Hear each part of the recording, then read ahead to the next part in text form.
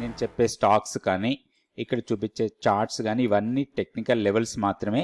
ఏ stock కూడా by are cell recommendation అయితే కాదు. Hi friends, welcome to the channel profitmaster.in. నేను ఆర్పి. ఈ వీడియోలో మండేకి నిఫ్టీ బ్యాంక్ నిఫ్టీ లెవెల్స్, దాంతోపాటుగా సెన్సెక్స్ లెవెల్స్ కూడా ఎలా ఉన్నాయో ఈ వీడియోలో చూద్దాం. సో లాస్ట్ వీక్ ఎలా ట్రేడింగ్ జరిగిందో కూడా చూద్దాం. ఫస్ట్ లాస్ట్ వీక్ ట్రేడింగ్ చూస్తే మనకి నిఫ్టీ కొంత నెగిటివ్లోనే క్లోజ్ అయింది. వీక్లీ బేసిస్లో చూస్తే మనకి నిఫ్టీ వచ్చి దాదాపుగా 0.6% మైనస్లో క్లోజ్ అయింది. అయితే లాస్ట్ ట్రేడింగ్ రోజు ఫ్రైడే జరిగిన ట్రేడింగ్లో మాత్రం ఒక డీసెంట్ ర్యాలీ చూసాం. 243 పాయింట్స్ నిఫ్టీ గెయిన్ చేసింది.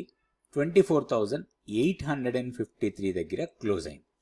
ఇక్కడ మనకి సెక్టోరియల్గా అన్ని సెక్టార్స్ పాజిటివ్గా క్లోజ్ అయితే ఒక ఫార్మా అండ్ హెల్త్ కేర్ మాత్రం నెగిటివ్లో క్లోజ్ అయ్యాయి ఫ్రైడే జరిగిన ట్రేడింగ్లో.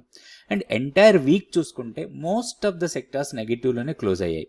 ఎక్కువ నష్టపోయిన సెక్టార్ అనుకుంటే నిఫ్టీ కన్జ్యూమర్ డ్యూరబుల్స్ దాదాపుగా 2.16% మైనస్లో క్లోజ్ అయింది. Nifty auto 1.83 and Nifty IT stocks 1.5%, oil and gas 1.10%, Nifty consumption స్టాక్స్లో 1.08%, ఇట్లా ఎఫ్ఎంసీజీ, ఫార్మా అండ్ నిఫ్టీ 50 ఇవన్నీ కూడా నెగిటివ్గానే క్లోజ్ అయ్యాయి వీక్లీ బేసిస్లో. అయితే వీక్ మొత్తంలో చూస్తే రియాలిటీ సెక్టర్ బాగా పుంజుకుంది. దాదాపుగా 2.66% రియాలిటీ స్టాక్స్లో గ్రోత్ చూసాం. నిఫ్టీకి మనం టెక్నికల్ లెవెల్స్ చూద్దాం. ఫస్ట్ ఇది Nifty weekly candle stick chart. So ఇక్కడ ఏదైతే లాస్ట్ ఒక రెసిస్టెన్స్ పాయింట్స్ అనుకున్నామో ఆల్మోస్ట్ మనకి లాస్ట్ వీక్ అది క్రాస్ చేసింది. అండ్ నిన్నటితో క్లోజ్ అయిన వీక్ ఏదైతే క్యాండిల్ స్టిక్ ఉందో ఇది ఒక స్ట్రాంగ్ బుల్లిష్ మొమెంటమ్ క్యాండిల్ అనుకోవచ్చు. మనకి లోయర్ లెవెల్లో స్ట్రాంగ్ సపోర్టే కనిపించింది. అయితే ఇక్కడ మనకి హైయర్ లెవెల్ వెళ్ళడానికి ఎక్కువ అవకాశాలు కనపడుతున్నాయి. ఇప్పుడు 24,850 దగ్గర క్లోజ్ అయింది. సో ఇంకొకటి ఏంటంటే మనకి నెక్స్ట్ వీక్ F&O ఎక్స్పైరీ ఉంది, కొంచెం వోలటాలిటీ ఎక్కువ ఉండొచ్చు. ఇప్పుడున్న లెవెల్స్ ప్రకారం వీక్లీ లెవెల్స్ తీసుకుంటే మనకి 25,810 స్ట్రాంగ్ రెసిస్టెన్స్ లాగా ఉండొచ్చు. 800 నుంచి 900 ఆర్ 26,000 అని కూడా ఒక 200 పాయింట్స్ జోన్ ఇక్కడ మనకి రెసిస్టెన్స్ ఫేస్ చేసే అవకాశం ఉంది. ఈవెన్ ఆప్షన్ డేటా కూడా మనకి అదే చెప్తుంది. 25,800 దగ్గర మాత్రం స్ట్రాంగ్ రెసిస్టెన్స్ ఉంది. ఇప్పుడు ఇమీడియట్ రెసిస్టెన్స్ 25,000 దగ్గర ఉంది. ఇప్పుడు 24,850 దగ్గర క్లోజ్ అయింది. సో ర్యాలీ కంటిన్యూ అయితే మనకి ఇక్కడ నుంచి ఒక 1000 పాయింట్స్ అప్ సైడ్ వెళ్ళడానికి ఎక్కువ అవకాశాలు ఉన్నాయి. ఈ వీక్ లో అనేది మనకి చాలా ఇంపార్టెంట్ పాయింట్ లాగా తీసుకోవచ్చు. ఈ వీక్లోనే మన కీ లెవెల్ కూడా ఉంటుంది. సో ఒకసారి మనం అది కూడా చూద్దాం. ఇది డైలీ క్యాండిల్ స్టిక్ చార్ట్ 24,450 ఇది మన కీ లెవెల్. వీక్లీ లో కూడా అదే. సో ఈ లెవెల్ బ్రేక్ కానంత వరకు మనం ఏదైనా డిప్స్ వస్తే అది బయింగ్ ఆపర్చునిటీ కోసం ప్లాన్ చేసుకోవచ్చు. సో ఇప్పుడు ఇమీడియట్ రెసిస్టెన్స్ 25,130, తర్వాత 25,212 ఇవి రెండు రెసిస్టెన్స్ పాయింట్స్. ఇది క్రాస్ అయితే మాత్రం 25,500, తర్వాత 25,800 ఇవి మనకి అప్ సైడ్ కొంత రెసిస్టెన్స్ లెవెల్స్ లాగా ఉంటాయి. అయితే మనకి ప్రాఫిట్ బుకింగ్ కోసం మాత్రం నెక్స్ట్ వీక్ కానీ ఆ తర్వాత వీక్లో కానీ ఒక స్ట్రాంగ్ ప్రాఫిట్ బుకింగ్ రావచ్చు.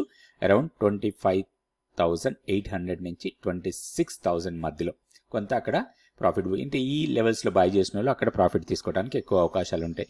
ఇక్కడ నుంచి దాదాపుగా 1000 పాయింట్స్ అప్ సైడ్. ఇప్పుడు లోయర్ లెవెల్లో మనం సపోర్ట్ పాయింట్స్ తీసుకుంటే ప్రీవియస్గా ఉన్న సపోర్ట్ 24,600 అది ఇప్పుడు ఇమీడియట్ సపోర్ట్ లాగా ఉంటుంది. దాని తర్వాత 24,450 ఇది ర్యాలీ కంటిన్యూ అవ్వడానికి ఎక్కువ అవకాశాలు కనపడుతున్నాయి. ఎందుకంటే ఈ స్ట్రాంగ్ ర్యాలీ కన్సాలిడేట్ అయ్యి బ్రేక్అవుట్ చేయడానికి ఎక్కువ అవకాశాలు ఉన్నాయి. కాబట్టి మనం బై అండ్ డిప్స్ మోడ్లోనే ఉండొచ్చు నిఫ్టీలో. నెక్స్ట్ మనం బ్యాంక్ నిఫ్టీ లెవెల్స్ చూద్దాం.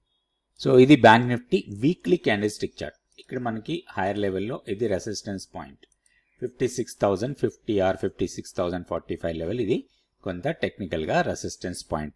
అండ్ లాస్ట్ వీక్ ఒక doji type of candle form అయింది. సో ఈ వీక్ హైని క్రాస్ చేస్తే మాత్రం మనకి ఒక స్ట్రాంగ్ ర్యాలీ ఉండొచ్చు. ఈ లెవెల్ని కూడా క్రాస్ చేయడానికి అవకాశాలు ఉంటాయి. మనకి ఇప్పుడు డోజీ హై లో రెండు పాయింట్స్ కూడా ఇంపార్టెంట్ పాయింట్స్ లాగా మనం తీసుకోవచ్చు. సో ఇక్కడ చూస్తే మనకి 25,800 అనుకోవచ్చు, 750, 800 లెవెల్. అంటే ఇక్కడ ఒక 200 పాయింట్స్ జోన్ని మనం నో ట్రేడ్ జోన్ లాగా తీసుకోవాలి. జనరల్గా ఒక కంజెషన్ జోన్స్ ఉంటాయి. ఆ జోన్స్ని మనం ఎప్పుడు కూడా నో ట్రేడ్ జోన్స్ లాగానే తీసుకోవాలి. ఇక 55,800 నుంచి 56,000 వరకు ఒక 200 పాయింట్స్ జోన్. ఇక్కడ మనం ఎలాంటి ట్రేడ్ ప్లాన్ తయారు చేయొద్దు. అయితే ఇప్పుడు మనకి ఈ లో ఏదైతే ఉందో ఈ లో మాత్రం స్ట్రాంగ్ సపోర్ట్ పాయింట్ లాగా ఉంటుంది. ఈ ప్రీవియస్గా వీక్ లో ఏదైతే ఉందో సో అక్కడే ప్రీవియస్ వీక్లో అండ్ ఈ వీక్లో రెండు సేమ్ ఉన్నాయి 54,600. ఇది మాత్రం మనకి స్ట్రాంగ్ సపోర్ట్. మన అదర్ లెవెల్స్ చూసుకుందాం డైలీ క్యాండిల్స్టిక్ చార్ట్లో. ఇది డైలీ క్యాండిల్స్టిక్ చార్ట్. సో మనం ఇంతకు ముందు అనుకున్నట్టుగా ఈ జోన్ నో ట్రేడ్ జోన్ అనుకోవచ్చు. ఇప్పుడు ఈ బ్రేక్అవుట్ కోసం చూడాలి మనం. సో 56,100ని బ్రేక్ చేస్తే మాత్రం rally another 2,000 points up side వెళ్ళడానికి ఎక్కువ అవకాశాలు ఉంటాయి బ్యాంక్ నిఫ్టీలో. అయితే మనకి డౌన్ సైడ్ మనం గతంలో అనుకున్నట్టుగానే 54,600 నుంచి 54,480 ఈ జోన్ కూడా మనం నో ట్రేడ్ జోన్ లాగా తీసుకోవాలి. డౌన్ సైడ్ బ్రేక్అవుట్ అయితే మాత్రం స్ట్రాంగ్ ఫాల్ ఉండొచ్చు 53,500 వరకు. ఇట్లా లెవెల్స్ చూసుకొని ప్రాపర్గా మనం ట్రేడ్ చేసుకోవచ్చు. అయితే ఈ జోన్ బ్రేక్అవుట్ అయ్యేంత వరకు కూడా మనం బై ఆన్ డిప్స్ మోడ్లోనే ఉండొచ్చు. మన కీ లెవెల్ కన్నా పైన ఉన్నాం కాబట్టి ఈ కీ లెవెల్ బ్రేక్ కానంత వరకు బై ఆన్ డిప్స్ మోడ్లో ఉండొచ్చు. అయితే చిన్న చిన్న ప్రాఫిట్స్ బుక్ చేసుకోవచ్చు మనం పొజిషనల్గా కూడా. ఎందుకంటే హైయర్ లెవెల్లోకి వెళ్ళిన తర్వాత కొంత సెల్లింగ్ ప్రెషర్ వస్తుంది. అక్కడ మనం ప్రాఫిట్ బుక్ చేసి మళ్ళీ లోయర్ లెవెల్లో ఎంట్రీ తీసుకోవడానికి అవకాశాలు ఉన్నాయి. వన్స్ మనకి బ్రేక్అవుట్ ఇస్తే మాత్రం ఒక స్ట్రాంగ్ ర్యాలీ రావచ్చు. అది మనకి ఎక్కువ లాభాలు ఇవ్వడానికి అవకాశం ఉంటుంది. నెక్స్ట్ మనం సెన్సెక్స్ లెవెల్. సో ఈ లెవెల్స్ అన్నీ ఎలా వస్తాయి మనకి?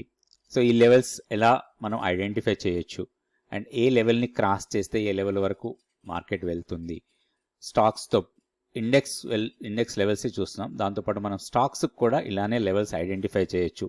ప్రాపర్గా ట్రేడ్ ప్లాన్ చేసుకోవచ్చు. రిస్క్ మేనేజ్మెంట్ ఇట్లాంటివన్నీ కూడా మీరు నేర్చుకోవచ్చు. ఈ అన్ని నేర్చుకోవడానికి 100 డేస్ మెంటర్షిప్ ప్రోగ్రామ్ యూస్ఫుల్గా ఉంటుంది. ఈ 100 డేస్ మెంటర్షిప్ ప్రోగ్రాంలో స్టాక్ మార్కెట్కి సంబంధించిన ప్రతి విషయాన్ని కూడా మీరు నేర్చుకోవచ్చు. స్టాక్ మార్కెట్ అంటే ఏంటి అనే బేసిక్స్ నుంచి మనం ఆర్డర్స్ ఎలా పెట్టాలి, ఏ రకమైన ఆర్డర్స్ ఉంటాయి, స్టాప్ లాస్ ఆర్డర్స్ని ఎట్లా పెట్టాలి, అసలు స్టాప్ లాస్ని ఎక్కడ పెట్టాలి, ఇట్లాంటి ప్రతి విషయం కూడా మీరు నేర్చుకోవచ్చు. నెక్స్ట్ బ్యాచ్ 9th జూన్ నుంచి స్టార్ట్ అవుతుంది. ఇక్కడ ఉన్న వాట్సాప్ నెంబర్ని కాంటాక్ట్ చేసి వివరాలు తెలుసుకోండి. ఇంట్రెస్ట్ ఉన్న వాళ్ళు తప్పకుండా జాయిన్ కండి. నేను కోవిడ్ టైంలో స్టార్ట్ చేశాను 2020 జూన్లో. అది ఎంటర్ అవడమే ఫ్యూచర్స్లో ఎంటర్ అయ్యాను.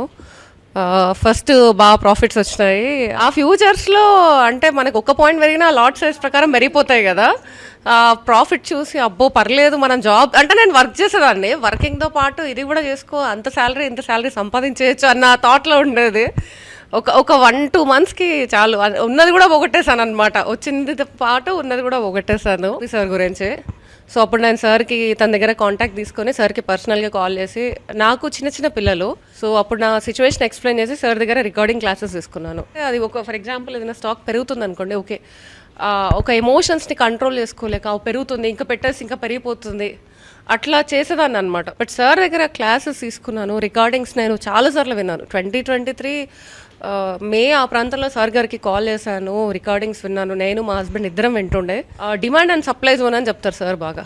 అసలు దాన్ని బాగా అర్థం చేసుకొని మనము ఇంకోటి సార్ దగ్గర ఏం నేర్చుకున్నానంటే ప్రాపర్గా ఒక ట్రేడ్ని ప్రాపర్గా ప్లాన్ చేసుకోవచ్చు. ఆ ఎంట్రీ దగ్గర కూడా మనం ఎలా ప్లాన్ చేసుకోవాలి అంటే ఫర్ ఎగ్జాంపుల్ పెరుగుతుంది అంటే డైరెక్ట్గా కాల్ బై చేయకుండా నేనేం చేస్తానంటే ఆ హెడ్జింగ్తో చేసుకొని మ్యాక్స్ లాస్ చూసుకొని ప్రాపర్గా అలా ప్లాన్ చేసుకుంటాను. ఇప్పుడు నేను టెన్షన్ పడను అసలు. ఫస్ట్ ఏంటంటే ఆ లాస్కి ప్రిపేర్ అయిపోతాను. ఒకవేళ లాస్ అయినా లాస్, ప్రాఫిట్ అయినా. అండ్ ఇది కాకుండా నేను యాక్చువల్గా వీక్లీ స్ట్రాటజీ చేశాను.